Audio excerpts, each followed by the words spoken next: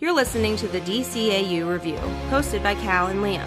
Streaming on Apple Podcasts, Google Podcasts, Spotify, and at DCAUreview.com. Now, here's today's episode. Welcome, everybody, to episode 126 of the DCAU Review. I am one of your two hosts, Cal. With me is our other host, my good brother, good friend, it's Liam. Liam, welcome to the first week of October of the longest year in human existence, 2020, the year of our Lord.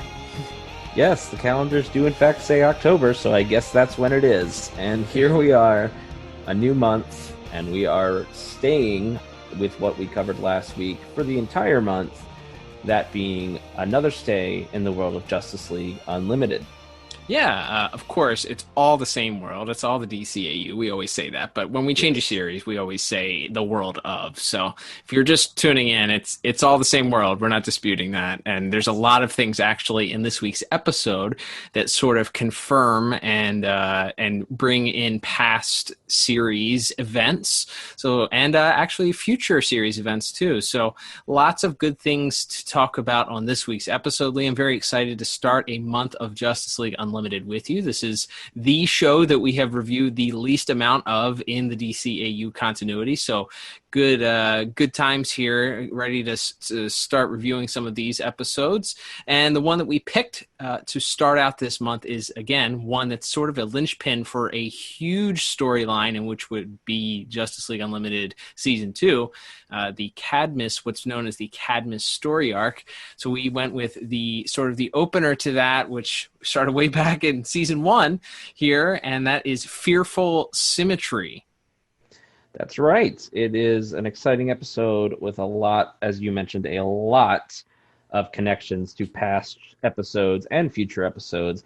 But before we get there, Cal, I, of course, must read the official IMDb synopsis for this week's episode. And this episode did originally air on the Cartoon Network back on September 4th, 2004. Liam, we, of course, just came out of the month of September, so that puts us a little over 16 years to the date. 16 years and like a couple days to the date of when this originally aired on Toonami. That's right. And this is a synopsis for the episode Fearful Symmetry, which was written by Stan Berkowitz and Robert Goodman, directed by Dan Reba, with music by Michael McQuistion and animation by the Dong Yang Animation Company. And that synopsis reads as such. Supergirl, Green Arrow, and the Question investigate Supergirl's disturbing dreams.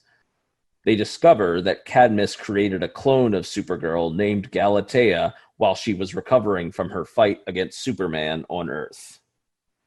That one's a little clunky. I'm not going to lie. Yeah, the sentence structure was let that one down, but that is a pretty. It's poor execution of a good attempt at a synopsis. But yes, as we can sort of jump into plot here, yes. So this directly plays off the events of the series finale of Superman. In Legacy Parts 1 and 2, Supergirl is badly injured while she's fighting a brainwashed Superman.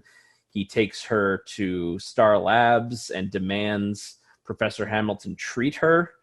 And that's sort of what we find out is the jumping off point for this entire shadowy government agency that we'll come to know as Cadmus, that this event triggered them looking for their own superpowered weapons to stand up to the Supermans of this world. Yeah, as you mentioned, of course, you can go back in the archives at DCAUreview.com, and we did actually review Legacy Parts 1 and 2. So go back and check that out if you haven't done so. So that episode, obviously, that plays a huge role into sort of the ongoing story that we will encounter here, both in this first season of Justice League Unlimited and ultimately the entire Cadmus story arc. And that is that the government really, well, it's twofold. We learned that very quickly as we are introduced to my favorite character from Justice League Unlimited. I think a lot of people's favorite character, that being the Question. So old Vic Sage is introduced to the DCAU, and he's quickly revealed to Liam. I didn't realize that the Q in QAnon stood for the question, but this guy has a conspiracy theory for everything, and it's it's a single conspiracy theory, as he so eloquently puts it. You've been to Star Labs, treated for injuries there. Yeah, a few years ago, when Superman was brainwashed and attacked the Earth. I got hurt, and he took me to Star for help. I was in a coma for part of it. Meaning there's a gap in time you can't account for. That's when. Okay, enough. Don't listen to this guy. Everything's conspiracies with him. Not conspiracies. Conspiracy. Singular. Reaching back to ancient Egypt, there's been a single cabal of powerful individuals directing the course of human history. But the common man prefers to believe they don't exist, which aids their success. Global warming, military upheavals in the Third World, actors elected to public office. The spread of coffee bars, germs outpacing antibiotics, and boy bands? Come on. Who would gain from all this? Who indeed? Everything is linked back to one thing, and that is the power. Those who are in power want to stay in power and are in charge of basically every major thing that happens, good or bad, major or minor, trends, et cetera, et cetera.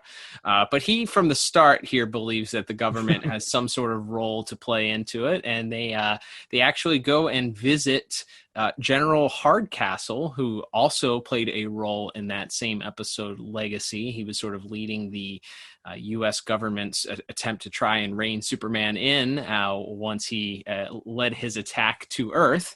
So we quickly realize, though, that the government is in cahoots with big business, all designed to not only create their own metahumans, but also for defense, but also for profit as well, which has no real world implications at all. And we cannot relate to when it comes to anything. Just another light, fluffy superhero kids cartoon topic. You know, the military-industrial complex, the role corporations play in making our world demonstrably worse. Just nothing, you know, that an 8-year-old couldn't handle. Here this week. But yes, this plays into a lot of real world stuff, which obviously is something they wanted to sort of address. This was obviously 2004 and probably written the year before that, so this was very much, I think, at the height of the Iraq War, and sort of that there's a lot of discussion at that point as the roles of private industry in the manufacturing weapons of war and stuff like that. And so if you take those real world problems and blow them up to superhero proportions, we in fact have the military and these private corporations coming together to create literal super soldiers in this case. And the sort of way this mystery is set up is we open with Supergirl apparently attacking this man. We don't know much about who he is. She's sort of attacked by these soldiers, and it appears that she murders him, and then she sort of jumps awake in her bed, and you realize it was just a nightmare. And she's very uneasy because these don't feel like regular dreams to her. She's sort of given the runaround by, Martian Manhunter's not able to help her. She goes and talks to Star Labs, to Professor Hamilton, who assures her there's no way that she was there's no time accounted for where she could have been off doing these terrible things without anyone knowing, and that perhaps this is just sort of this psychological break she had as a result of being so physically vulnerable during the events of Legacy. And maybe she would have bought that if not 5 seconds later a group of soldiers and a prototype Zeta robot didn't show up to attack them right as they were walking out of Star Labs. Not exactly the best way to keep your conspiracies under wraps. Yeah, like who thought that was a good idea? But I guess that the conversation or the thought process would be, and it to me makes sense, because certainly the Star Labs people are not the ones that are in charge of the conspiracy that's happening. They're not the ones in charge of trying to clone Supergirl. They're just sort of a part of it. Mhm. And those that are in charge tend to be those that are more headstrong and more maybe not as smart, I guess. Like they're smart enough to create a giant like conspiracy like this, or not a conspiracy, but a giant plan like this, but maybe not as smart to realize that killing somebody isn't the best way or the most effective way, especially when you're attempting to kill a pretty much invulnerable metahuman. I was gonna say, and it's Supergirl. Like it's not like you're trying to kill, no offense, but like Bwana Beast or the Crimson Fox here. Like Right. people are gonna notice if Supergirl is killed by a robot in the middle of or in Metropolis at Star Labs. Like that's gonna get a lot more attention on you, probably from Superman and the rest of the Justice League that you're trying to avoid. If that goes, I mean, my feeling was from a plot standpoint, it was just we need an action beat. Sure. Because otherwise, there's really no other than Kara's dreams, and then the final fight at the end between Supergirl and Galatea. There's not much action to this episode, and it felt to me they were like, "This is a children's cartoon about superheroes. We need to have them punch something for a minute." That's fair enough. I think that makes a lot of sense when you say it, for sure. Yes. Trying to explain it away within the context of the episode was my way of saying that, yeah, okay, that makes sense. I guess if these guys are headstrong and they just see death as the only way, is their only out. But within the context of why the plot itself, which is what we do here when we're breaking this down, is like, why did they choose to do this with the plot? Well, yes, it's probably because it otherwise would have been somewhat of a very boring episode, despite the fact that we're dealing with these heavier, deeper plot points here. Yes, it is still a 22-minute kids cartoon that is marketed towards children. So we need to have punching, we need to have fists, we need to have explosions and robots. That's right. So yeah, that was my explanation for it. But as you mentioned, Cal, they go and meet this General Hardcastle who's now retired and sort of living out in the middle of nowhere, and he's very paranoid about them sending someone to shut him up because he knows too much. He talks about how he was forced into retirement after Superman attacked because he was looked at as the guy who failed to protect the world. And so during this conversation, we actually got a couple of cool nods. I think things we sort of talked about when we covered those episodes, but he mentions that Volcana, previously seen in the Superman episode Where There's Smoke, which we also covered, which you can find in the archives, and as well as the Royal Flush Gang from the Joker episode Wild Cards of Justice League, were also sort of somehow tangentially related to this giant government conspiracy.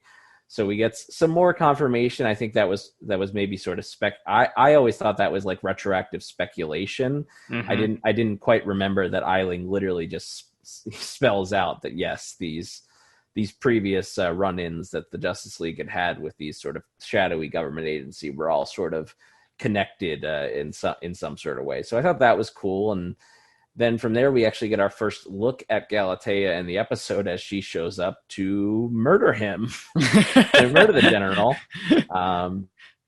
And which I almost thought that was very cavalier also, because like they then cut to Kara, like, who was fallen asleep in the Questions quarters while he and Green Arrow were arguing, and then she like darts away because she's like, Eiling's gone. And then they just kind of move on. Hardcastle. Eiling's a different general that comes in later. But Hardcastle's gone, and then they just kind of move on.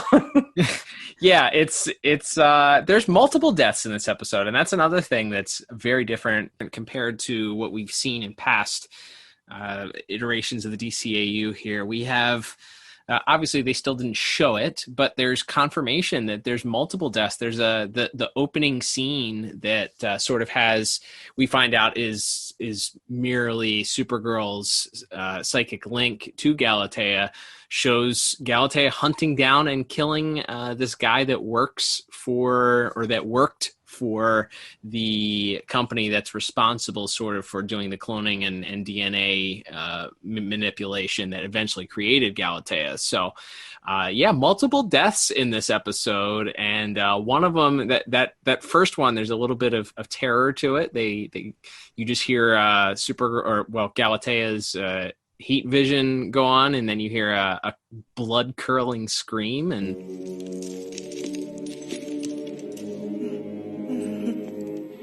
You can scream now if you want.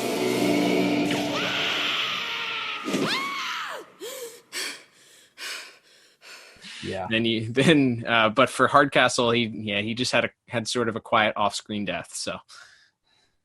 Yeah, but as you mentioned, the body count kind of rolls up from there, and from there there's a news report that comes up alerting them to the death of this man that Kara had the dream about, Gilbert Hailstrom, who worked for this corporation called Nuvogen, and so Green Arrow and Kara go to investigate the company, while the Question, who of course is always in his own little world, but in some ways one step ahead of everyone else, decides he has to go shake down the reporter who broke this story, because he notices that only one network has the story. And as we find out through some other sort of ancillary dialogue, that this guy Gilbert didn't have any family to report him missing. So we find out, I guess, that this reporter was dating Galatea, and therefore she let him in on the scoop, which he then reported, and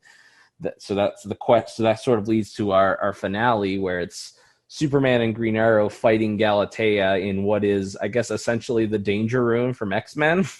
Yeah, that's what I wrote down too. It's light. He said hard light constructs, which I thought maybe is a little bit of a nod to Lightner from the Superman episodes. Luminous, which we have not covered yet, obviously, for good reason, because those episodes are the bane of my existence. But yes, so there's a battle that ensues, and there's something interesting. So I guess thinking about it, it's like, well, why would Galatea leak this information to the reporter, knowing full well that he's going to eventually report on it, and this sort of leads her to this battle between Supergirl, or leads Supergirl to this facility, and ultimately it's because she wanted a final showdown with her so that she could kill Kara.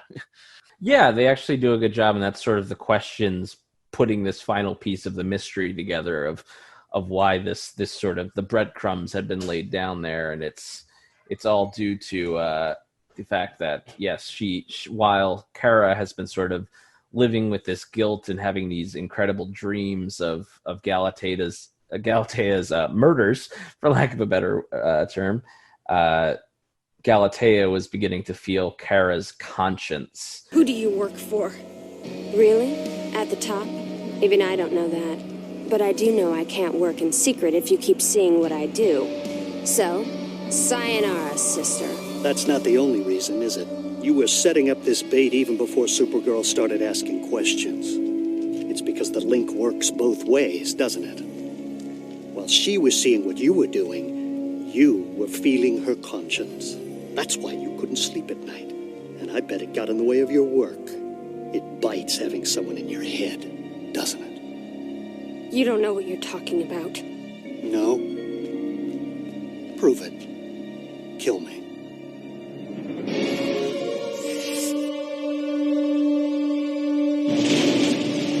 And it was sort of getting in the way of her ability to do her job. So she's decided that she has to eliminate the original Supergirl so that she can get back to work there. Which I mean, that's at least they justified it, right? At least they explained why they would do something that would so obviously lead it back to them. I appreciate that. But so yeah, that leads us to our final showdown. There's kind of a big fight in this empty hologram city. And Question sort of dares Galatea to kill him to prove that she's really not feeling any guilt or doubt, and she can't quite do it. But before we can have a true resolution to this fight, a mysterious shadowy figure presses a button, and the whole room blows up, the whole building blows up, and Supergirl has to carry Green Arrow and the Question out.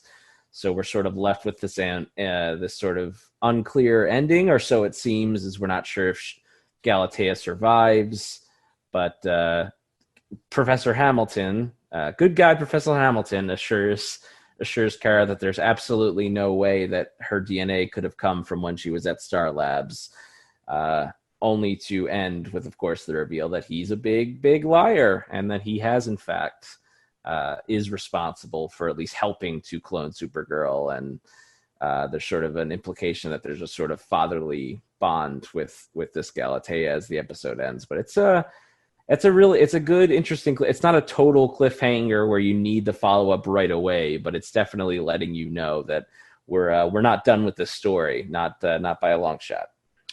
Yeah, it's like you said, it sort of just lays the groundwork. It follows up some stuff from past DCAU stuff, and then lays the groundwork for stuff that's going to be important later on, coming up in season 2 of JLU. So, yeah, good stuff there. I will just say, we sort of mentioned him in passing, but there's both of them in passing, but there's two characters that play the supporting cast here to Kara's Supergirl, that being, of course, Green Arrow and The Question. And both of those guys playing second fiddle to Supergirl, I thought was pretty awesome, because Supergirl's a character that we're familiar with, but it allows you to sort of get to know them a little bit.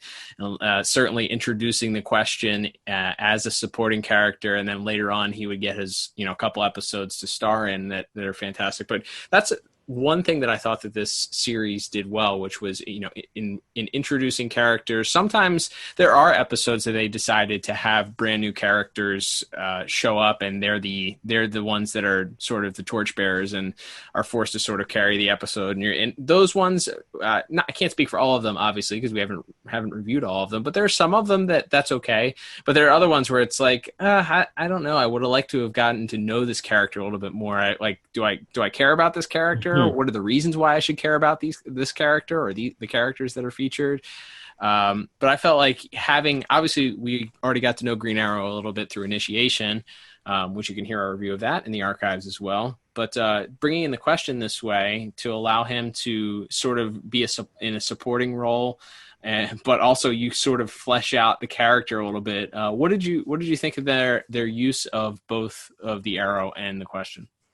Yeah, I think it makes sense, because you're sort of following up on the Green Arrow Supergirl friendship that was established in the first episode, Initiation, and then you introduce this Question character who, he just sort of walks into the screen, and I love it, because yes, if you know the Question from the comics, especially like the Steve Ditko era, or certainly some of the later like Dennis Cowan work where he's just becomes this sort of more and more unhinged and seemingly crazy, but of course in his mind it's all connected somehow.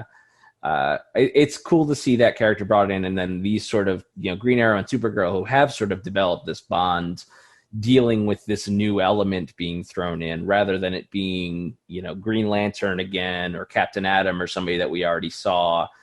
Or Booster, or somebody, to actually have it be this to have a new character sort of be introduced there, and to be given him you understand who he is almost as soon as he walks into the room. And then throughout the episode, again, Green Arrow is sort of exasperated by him, and how he's so convinced that it must be this conspiracy theory and everything. And then, of course, he turns out to kind of be right in the end, and that's sort of the best part of it, is that he's proven right in the end, and he has sort of stumbled onto this larger conspiracy, even if it isn't maybe exactly what he thought it was. He has in fact stumbled onto it, and the craziest out there theory at this point at the start of the episode turns out to be the correct one. Yeah, for sure. Before we give our scores here, any thoughts on the fact that Green Arrow is a giant perv? Yeah, there's a couple. He's still creeping on Black Canary, which we saw in the first episode. What's the big deal? You had some nightmares. These weren't just dreams. They felt like they really happened. I don't know. I've had some dreams that felt mighty real. There was this one the other night. And then he has like a weird comment about how Galatea is, what do you say, like more developed than Kara or something like that? Slightly more developed, yes. Yes. So he's gotta work on that. He would definitely be canceled in 2020. I'm just right. That's right. Gonna throw that out there. All right, so about time that we give our final scores here, Liam, for this week's episode. Giving everything that we said here, knowing, obviously, this is one of those episodes where we the benefit of foresight, knowing what's to come, knowing what this sets up, what this is established, knowing that there's more questiony goodness to come for me because of my love for this character and the way that Justice League Unlimited portrayed him so accurately to the comics. I went ahead and gave Plot a very strong 8 out of 10. Yeah, and I'm right in that same ballpark. I believe I also gave it an 8 out of 10. And yeah, I think it's really strong. The only other minor thing that I had, and I kind of just let it go because it's comics, or cartoons in this case, but they don't really explain why because she was a clone, they have this psychic link. Yeah. Kryptonians don't have psychic powers so far as we know. And it's not like Superman has dreams where he sees himself doing what Bizarro does he? No, not that we know of anyway. So it's fine. Okay, they have a psychic link because she was cloned from Kara.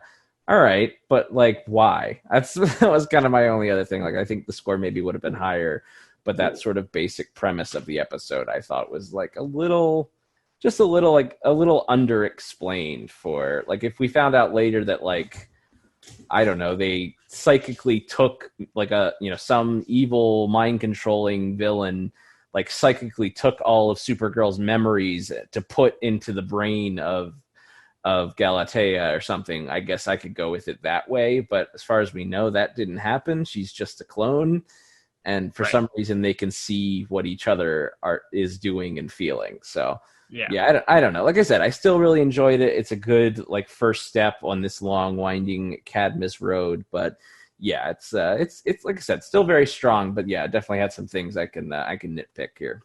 For sure, and that's like we always say. That is what we do here. Yeah, that's why we didn't give it a 10 out of 10. So, all right, Liam, let us move on to visuals and animation, shall we? We have some interesting things. Again, some new characters here that were introduced. You already mentioned Galatea, who obviously that's the main thing. Well, one of the main things I think we can talk about is certainly Galatea, who is the DCAU version of Power Girl, especially based on her costume at least. What did you think of this? How do you feel about them sort of using a sort of a classic DC hero more of as a villain here and her look overall?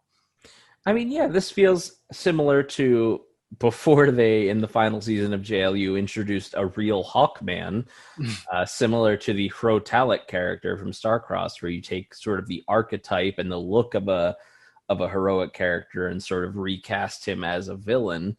And in this case it's sort of a Power Girl's origins in the comic books are very confusing and have changed a lot over the years. Sometimes she's from a parallel Earth where she's that world Supergirl. Sometimes she's her completely own original thing. And there's probably 3 or 4 other versions of her that I'm forgetting. But yeah, so sort of combining some different elements.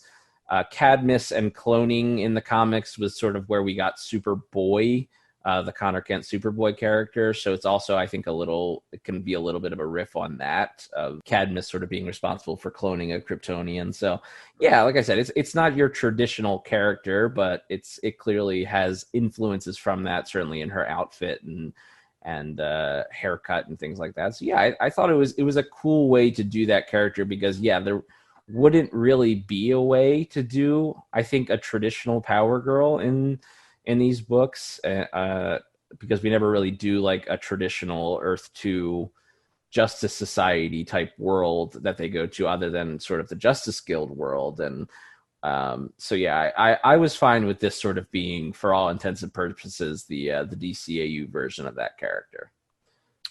Yeah, I agree. I think that's one of the things that DCAU is kind of known for. What they can do is they can take an established character from the standard continuity or DC Comics continuity and put their own spin on it. And yeah, like you said, we've seen this before with the first iteration of Hawkman. And we also have, of course, the introduction, as we've already stated a couple times, of the Question, who has a very similar look to his original sort of Steve Ditko look from from his original appearance. He's got the blue suit. He does have a pretty cool like duster that goes over his standard blue suit, and he's got a black tie instead of and a yellow shirt instead of a red tie or a yellow tie and a red shirt. So a couple of minor changes there, but this is kind of standard for what the character ended up looking like going forward, I think, in DC Comics continuity. So another one of those things that took from the past, changed it a little bit, and then it was eventually adapted, at least for a little bit, into the standard continuity there. Any thoughts on the look of the Faceless Man?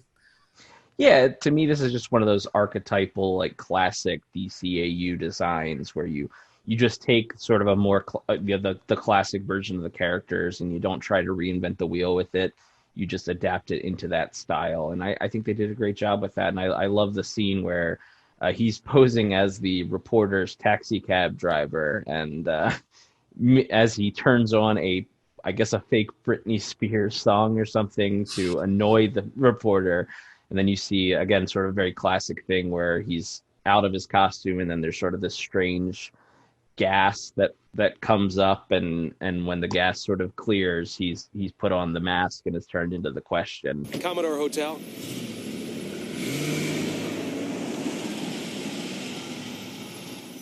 Something wrong? Got to write up my fare report. So what do you think of that corporate prepackaged pop kids like these days? Hate it?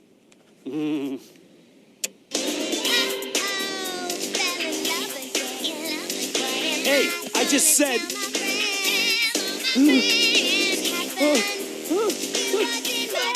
I thought that sequence was really cool, and yeah, I really thought they nailed almost everything about him. Even like the way he walks, he's always he's hunched a little bit, and he has his hands in his pockets when he's just kind of strolling through most of the scenes. I thought, and certainly we'll get to it in voice acting as well, but I thought they really nailed almost every aspect of this character right off the bat. Yeah, and I think that the drawing, even him in his Vic Sage, persona looks very much like the Steve Ditko drawings that you, if you just Google Steve Ditko the Question, you'll see some covers that he did, and stays very true to that character design. So really, really cool to see that. I think it's also we'll talk about that. We'll talk more about his the Question in voice acting, I'm sure, in just a little bit when we get to that. But of course, you already mentioned the Zeta robots make an appearance here. A cool little sort of retroactive Easter egg there. We hear about the Z8 project and see these robots in use here by the government, and that there's I guess that project from General Hardcastle really stuck with the government, because they use it 25 to 30 years later. There's very similar robot models there. That's right. Yeah, they didn't update it too much between at least from a cosmetic standpoint. I will say also another funny Question moment is you mentioned as he's transforming from Vic Sage in front of the taxi cab, he turns on this. One of his conspiracy theories is that boy bands and I guess whatever you would call Britney Spears pop are all a part of a government conspiracy also. So he turns this on as he transforms into the Question, and then later on, after the Arrow or Green Arrow and Supergirl are already fighting Galatea in the danger room substitute, he finds his way to the laboratory and has a moment where he's looking at the lock and he's sort of humming this song, and then he steps away out of frame and he comes back with a giant plant and just hurls it through the glass of the building. Fell in love again. What am I gonna tell my friends? It just happened. You walked in my door, and now I don't wanna be alone no more. Oops, I've done it. Told you how I feel. Just hope this time that our love is real. Just continuing to sing this song, and it's just a great moment. It's awesome, because especially it's set up earlier with Oliver sneaking in like a security guard outfit, and Supergirl using her super speed to run into the door before it closes behind him, and they're like, it's all this like secret spy stuff, and then the Question shows up and just hurls a potted plant through the door and sets off the alarm. So he just walks in. It's pretty great. Yeah, like I said, I thought they really nailed even the physicality, even though he's not. Again, there is that sequence where while Supergirl is fighting the Zeta robot, Green Arrow and the Question are sort of dealing with the foot soldiers, and there's some cool bits in there where like the Question is sort of giving direction to Green Arrow, and Green Arrow shoots off we get some cool trick arrows. He has like a smoke bomb arrow and some exploding arrows and stuff in here, so you get some more cool Green Arrow tricks as well as the Question being this sort of weird physical character where spot where like one of the soldiers drops down, and as the other guy goes to check on him, a belt of grenades drop and the pins drop after him, and they're sort of running away from these explosions. So yeah, they do some pretty creative stuff, even though the action is limited in this episode. There's still some pretty darn cool visual notes there. Well, that will lead me to my point of why I ended up giving this the score that I did for visuals. So yeah, there isn't a ton of action. As you said, it's very backlogged. There's a lot towards the end of the episode. Obviously, the battle between Kara and Galatea is certainly impressive. It would not be out of place certainly on a Superman the Animated Series episode, maybe a lost episode some way. So it was good to get that familiarity back of sort of a in-flight battle between two powerhouses, but knowing that it's sort of there's no stakes because it's all hard light objects. It's not really in the city, so there's a lot of destruction happening, but it's really not really destruction. It's just kind of happening. But because it's sort of all of the visually interesting things to me happened during that battle, there were a couple of things that stood out to me and sort of like a big sore thumb. And I bet you I can you could guess what I'm talking about.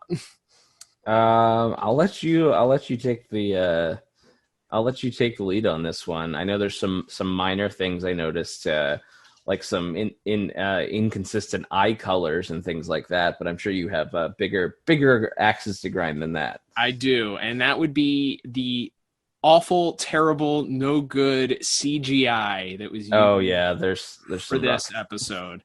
Inexplicably, I will say, like, I do not understand the point or the need to use it. And let me just say, yes, this is a 16-year-old cartoon, but as we mentioned last week, in last week's episode where we talked a little bit of CGI that was used in certain scenes when we reviewed The Return, there is CGI used in this episode, and it's a lot more than I think in a normal episode, and it does not hold up. It is quite clearly just like 2004. Like, it's not even 2004 CGI. It's like PlayStation 1.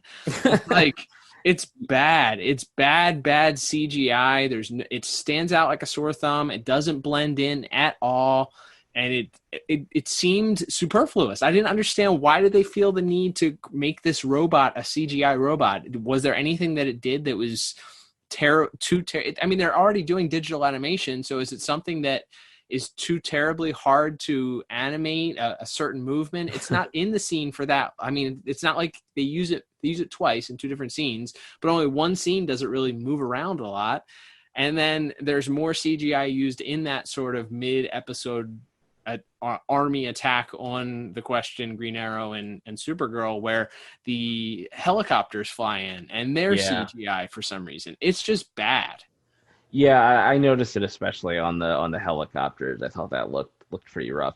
And it's funny because like the drone operating robot, as you mentioned, that we see a couple times, that was apparently used to operate on Supergirl, and then later used as a weapon by this man that Galatea kills. Like, it's CGI when it sort of appears, but then like when the arm juts out and grabs what, as we see in the dream sequence, is Supergirl's arm, like, I don't think the arm at that point is CGI, and it looks fine. But then when it cuts back to just this robot, it's back to being CGI. So it doesn't look good. And even later in the episode, when one of the buildings is sort of falling in the background as the Question enters into this danger room type facility, it's not animated at all. It looks like they just took like a painted, a still image of a building and just kind of slowly turned it on its side as it's falling. So yeah, but yeah, I would definitely say the CGI is pretty noticeable. I had neglected to mention that in my notes, but as soon as you said it, I thought about, that last shot, especially after Green Arrow blows up one of the helicopters and the second helicopter is flying away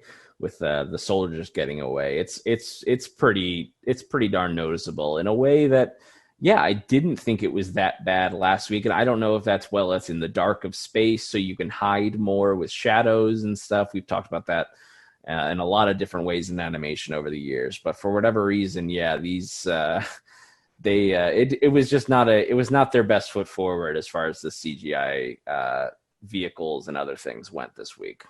Yeah, it was bad. The helicopters themselves, it was just like, oh, this is gross. Why did they do this? Why did they ruin this perfect? Like, why did they decide to introduce this?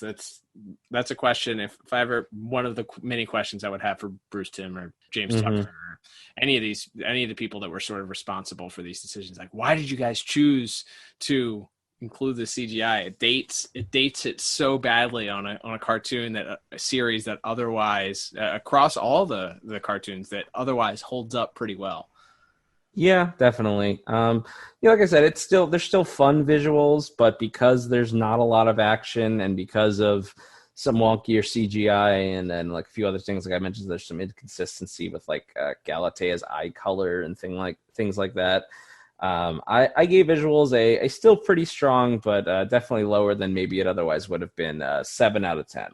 All right, I'm 2 ticks lower than that. I went 5 out of 10 just because the CGI just took me out of it, man. Like, and there's not enough. If there had been enough redeeming action, like last week we mentioned it in passing. We definitely mentioned that when we reviewed Initiation, there was some CGI used in that, but there was enough visual, like standard digital animation that sort of, while those things stood out and maybe I wasn't a fan of them, there was enough action and enough stuff that sort of carried the episode in other places. In this case, I don't feel like it did that. Yeah, that's fair, because obviously a lot of the fighter ships and stuff in Starcrossed are also CGI, and they didn't look nearly as bad as these helicopters and some of this other stuff looked in this one. So yeah, that I think you said it best when you said it ages the show in a way that the rest of the animation does not. Yep, absolutely. All right, Liam, let's move on to our next category here, which is going to be music. So I believe you said, is Christopher Carter responsible this week? It's Michael McQuestion. I always want to give Christopher Carter the credit, and it's always Michael McQuestion. So, well, those two, along with Lolita Romanis, later went on to form the Dynamic Music Partners group. So, they're all of similar sensibilities. I think they work together quite often. So sure. What did you feel about music this week? I didn't have a lot of notes on music. You got your, again, it's Justice League Unlimited, so we have electric guitar, whether we want or need it or not. A lot of that sort of punctuates the action scenes, and it does give it a certain flair to it. The only other moments I really noticed were there's sort of this light, eerie piano music that plays a few times. I think when the Question sort of first walks up and is talking about conspiracies and repressed memories and things, and I think again in the General Eiling scene, and then even a little bit again at the end as Professor Hamilton is looking over the not quite dead body of Galatea. So yeah, those were kind of my only notes. Was we have our sort of regular JLU rock music, and then we have some sort of light, eerie piano music thrown in there. What about you? Yeah, I felt like it was more akin, and that rock music was more akin to a Batman Beyond episode, which felt wrong because it's not Batman Beyond that we're watching, especially the music that's played during that final battle between Galatea and Supergirl. The music, I mean, it's sort of filler rock that you would hear in a battle between Terry McGinnis and whatever villain he's fighting that week. It's just very guitar heavy. And there's a little bit of like Justice League Unlimited. There's a specific guitar sound that they use that sort of is mixed in with that sort of sets it apart. But a lot of it is just sort of a rhythmic guitar that you would hear, like I said, on Beyond. So I also felt like they missed the opportunity. I didn't hear it unless I missed it completely. I didn't hear the Green Arrow theme. No, nor the super. I don't know if they ever bring back the Supergirl theme from Little Girl Lost. We talked about it. They tended to bring back a lot of those themes, like the Green Lantern themes or Superman or Batman, obviously. But yeah, there was a lack of sort of that usual musical continuity that we have in those pieces. So yeah, the Green Arrow theme, though, especially is sort of one of the more iconic pieces of music, I think, to come out of JLU, and not really having it at all here, especially because there are, some action beats. Obviously, he's not the main focus of this episode like he was in Initiation, but there's still, certainly several times where it could have come in when he and the Question are fighting the soldiers, or near the end when he sort of tries in vain to attack Galatea to give Supergirl a moment of rest. Yeah, they could have brought that in. So like I said, I don't think the music is particularly offensive, but I did think there was a lot there other than the couple notes I mentioned there. So I just went with the old standby, the old faithful 5 out of 10 for music this week. Same. Absolutely. It is not offensive. There's nothing that is distracting other than it feeling a little bit out of place at times. But like I said, there was enough sort of infusion of the JLU guitar-ish to go with that rhythmic Batman Beyond guitar. That was all right. I'm not going to deduct a point for this, but sure. Yeah, it felt like a couple missed opportunities for some returning themes that we said is in the past. We've definitely rewarded episodes, even just last week, and bringing back the Green Lantern theme, the return. And, I think even with this, if you had sort of used that Supergirl theme that they established in Little Girl Lost, you have the opportunity to play it a little bit more devious, or, a little bit more subtly out of key, or in a minor key when Galatea's on the screen, and then ultimately when you have Supergirl there, play it in full bore. But yeah, they just kind of decided to go with nothing, or just standard scene setting music. I agree with that completely. I think it's fine.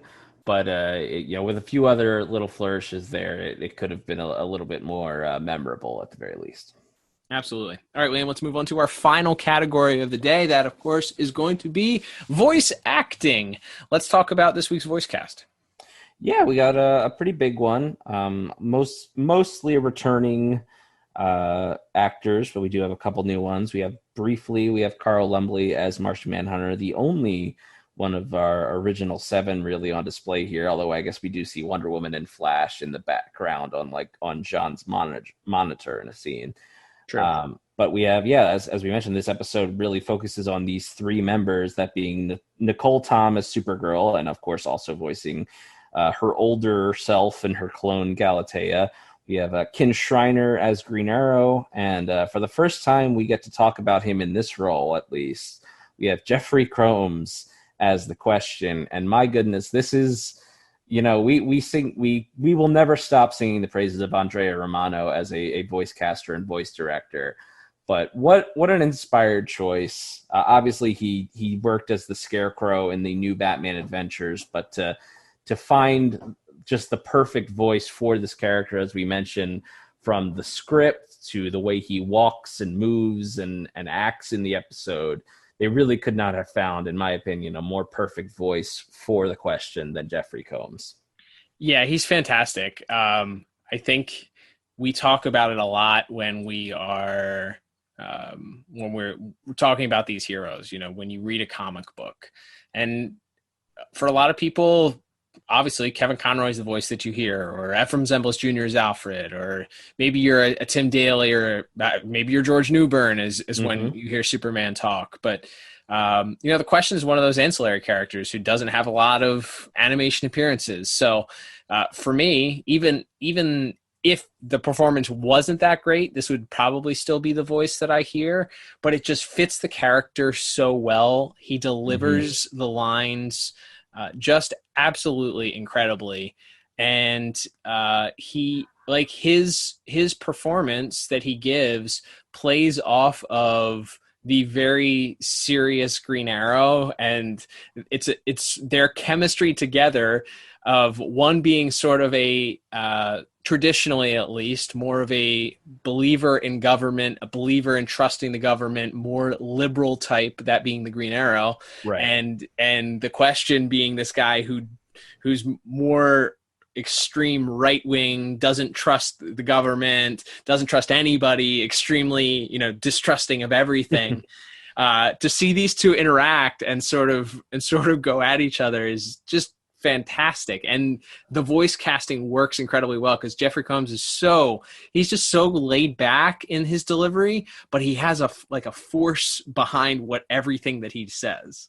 That's right. And yeah, playing off of that, as you mentioned, with Ken Schreiner as Green Arrow, who's this really sort of verbose and over the top and sort of braggadocious character in Green Arrow, and again is sort of just constantly exasperated by everything the Question is saying and implying, and he doesn't even want him to come on the mission with them at first, and then develop something. And certainly we'll see these guys get to play in this sandbox a little bit more in later episodes. But yeah, that was a really smart idea, and it's not one I had really thought about. But yes, certainly, especially in the books, you have this sort of the sort of polar opposites of the superhero political spectrum in Green Arrow and Question, and them sort of being these reluctant buddy cops working with Kara to solve this mystery.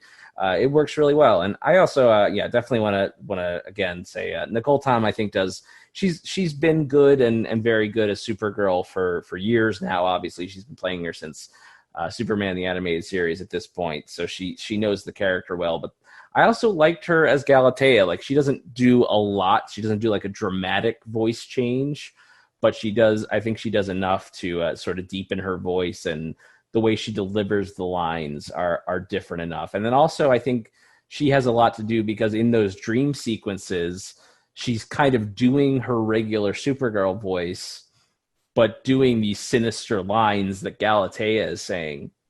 So there's kind of like a third voice she's doing in this episode. She has her regular Supergirl, her regular Galatea, and then Supergirl as Galatea to do. So she has a lot to do, and I think she does it quite well in this episode. Yeah, she's fantastic. Like you said, having to play multiple characters. I think we talked about that back on the first Bizarro episode, where Tim Daly had to pull double duty. And obviously Bizarro's voice is extremely different once you break it down, especially in the way that he delivers lines and sort of inflections. And certainly his ultimate sound is very different than what Tim Daly's Superman sounds like. But anytime that a character has to play multiple versions of the same character, it's difficult. And it's amazing to hear some subtle differences. You look at the difference between the Bruce Wayne from Batman the Animated Series, the Bruce Wayne from the New Batman Adventures. Obviously it's the same character, he's a little bit older. And then you have the Bruce Wayne from Batman Beyond, and Kevin Conroy's voice performance for all three is very different.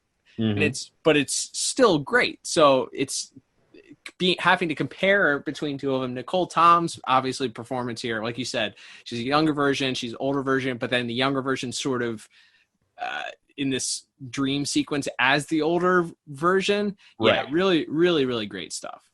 Absolutely. And sort of rounding out our cast here, we have Charles Napier returning as General Hardcastle, having voiced him in Superman the Animated Series. We have Sam McMurray as Gilbert Hailstrom.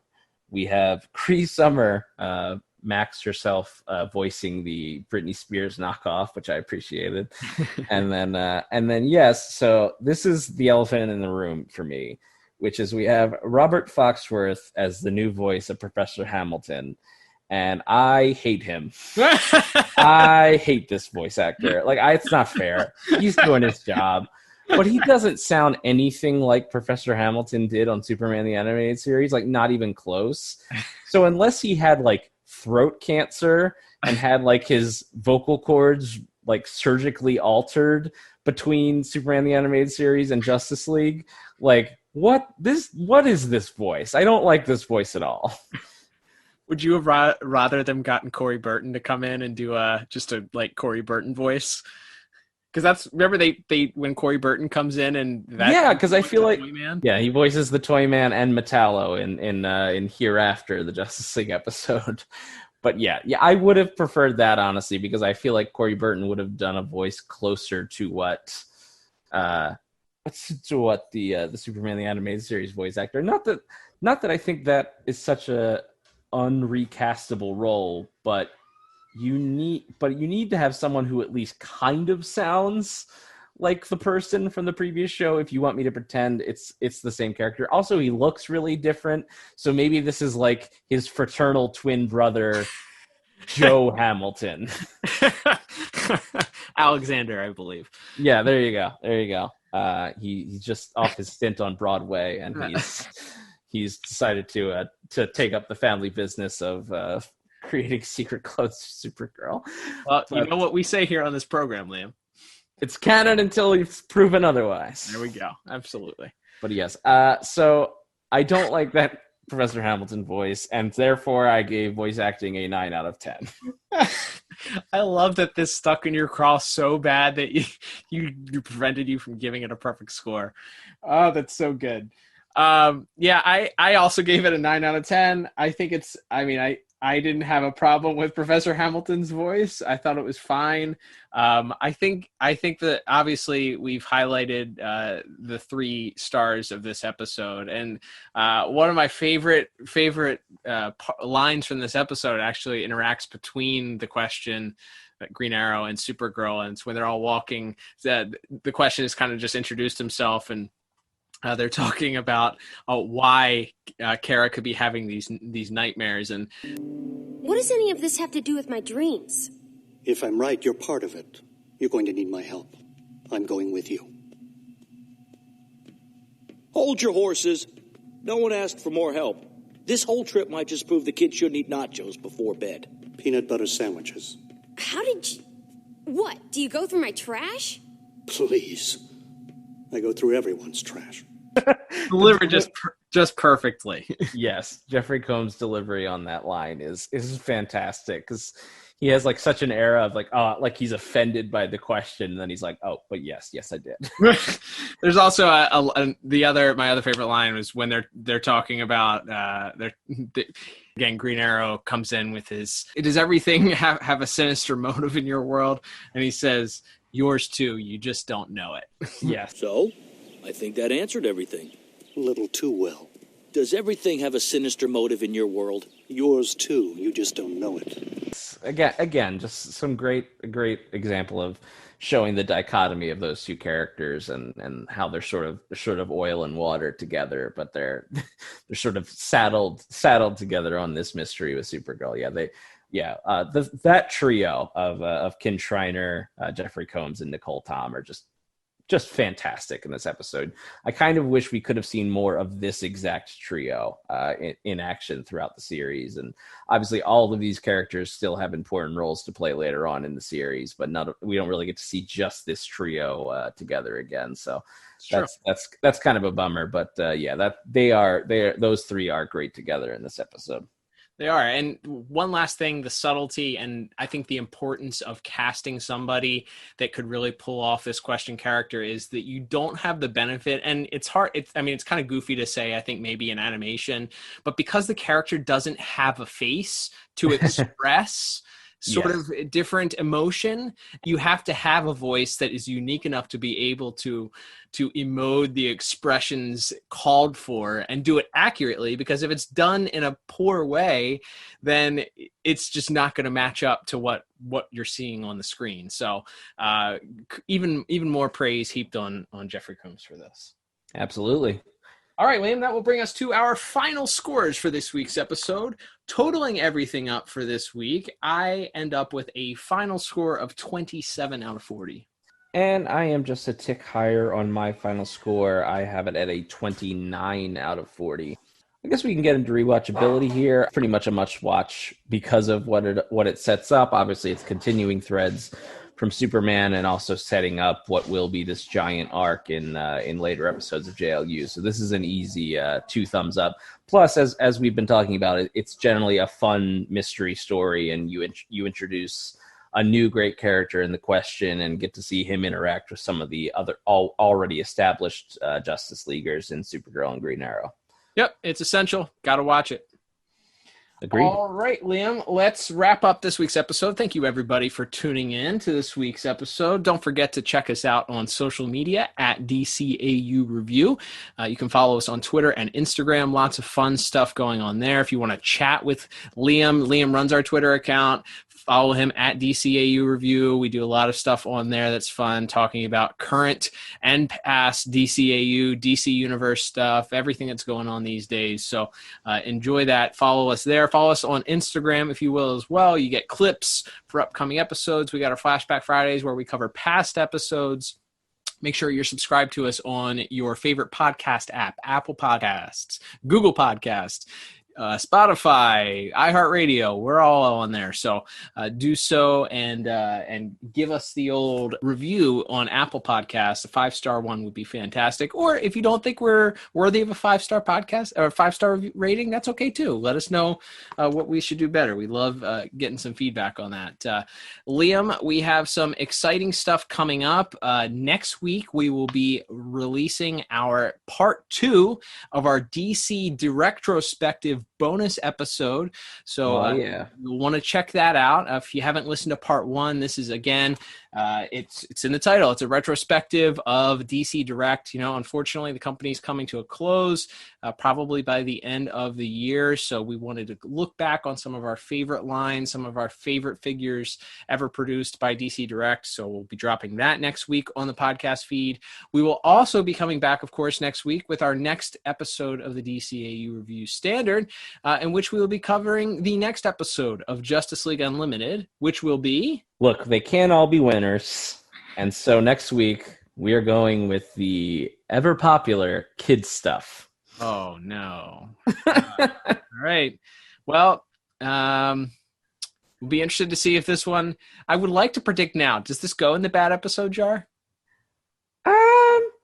I don't know. I feel like if it'll depend on our mood on that day. If we're in a mood for a light comedy story that feels like it could be like a 1950s story, maybe we'll be all right with it. But it is not one that ranks very highly in my memory. But hey, like we said, we can't. If we just stick to all the big tentpole episodes and these ones that we don't review in order, we're gonna end up with like months full of like just terrible or not very good episodes. So we got to mix them in somewhere, folks. And and like I said, we always leave ourselves open to be pleasantly surprised. So fingers crossed as we look at kids stuff next Saturday morning at 10 a.m. Eastern Time. That's right. All right. Well, until next week, I'm Cal. And I'm Liam. And we'll talk to you on the very next episode of the DCAU Review. Bye-bye.